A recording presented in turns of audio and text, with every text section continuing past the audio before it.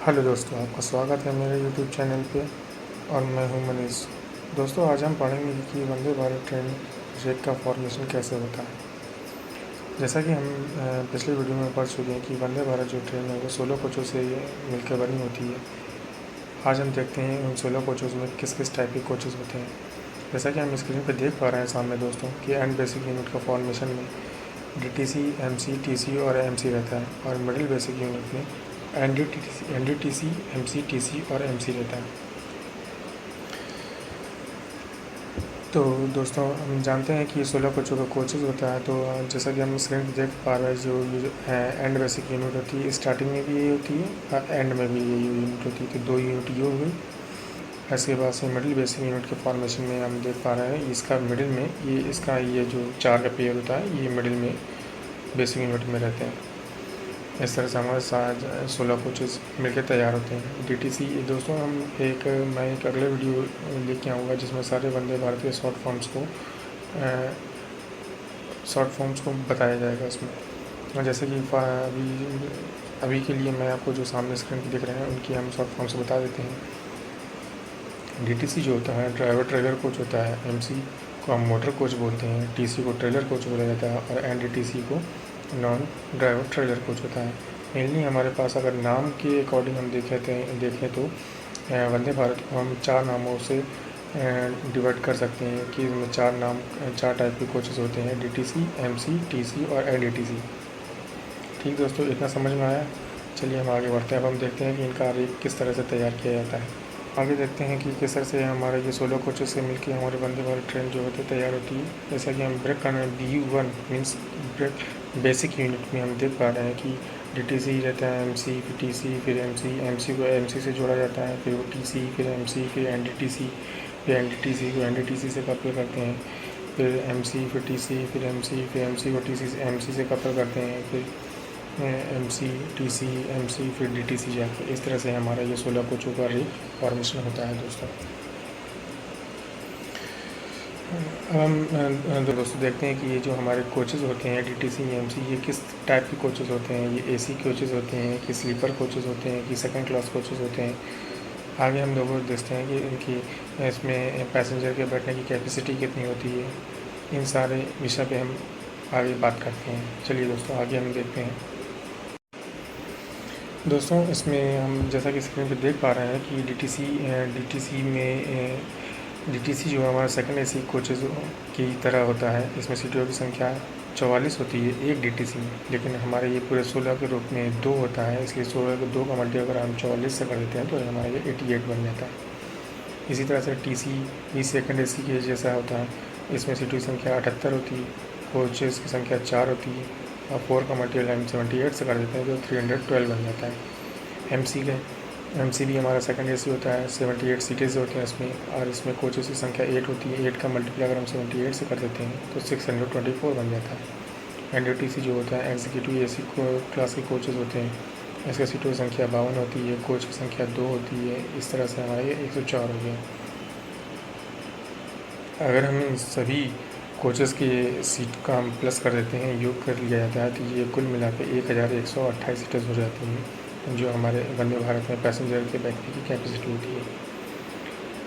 ठीक दोस्तों, हमने इतना समझा। अब हम आगे देखते हैं दोस्तों कि ये जो हमारे कोचेस थे DTC, TC, MC या NDTC कोच, अगर हम कोच के टाइप के अकॉर्डिंग देखें दोस्तों, तो ये हमारे कोच के टाइप के अकॉर्डिंग हमारे 4 ही टाइप के कोच होते हैं: DTC, TC, MC और NDTC। अब हम देखते हैं कि आखिर इन कोचेस के अंडर से मीन्स नीचे जो इक्विपमेंट लगे होते हैं वो किस कोच के नीचे कौन से लगे होते हैं। आइए दोस्तों हम पढ़ते हैं।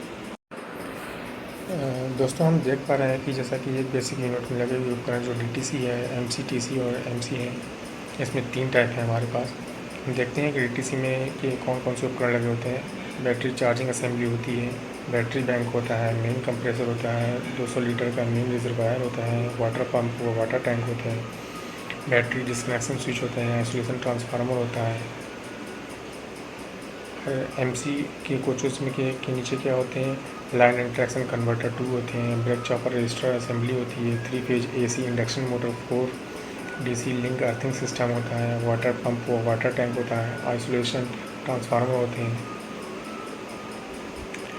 मेनली हमारे 6 जो उपकरण होते हैं वो एमसी के कोच के अंडरस्टैंडिंग में लगे होते हैं। अब हम देखते हैं टीसी के अंडरस्टैंडिंग में लगे हुए उपकरण कौन कौन से होते हैं। इनमें होता है main transformer, oil pump transformer, cooling blower, auxiliary converter two auxiliary converter, auxiliary compressor, water pump तथा वाटर टैंक, आइसोलेशन ट्रांसफार्मर। इस तरह के हमारे कोचेस में हमारे उपकरण लगे होते हैं। दोस्तों ये जो हम उपकरण पढ़ रहे हैं ये हमारे जो मित्र भाई लोग, जो दोस्त लोग हैं जो एलडीसी एग्ज़ाम देते रहते हैं, उनके इस एग्ज़ाम से मैं पूछ सकता है कि मेन कंप्रेसर किस कोच के नीचे लगा होता है। या हम देख पा रहे हैं कि वाटर पंप, वाटर टैंक तो हमारे तीनों कोचेस के नीचे हैं। लेकिन पूछ लेगा कि 200 लीटर का मेन रिजर्वायर कहाँ पे है, तो हम बता सकेंगे कि ये जो हमारा मेन रिजर्वायर है,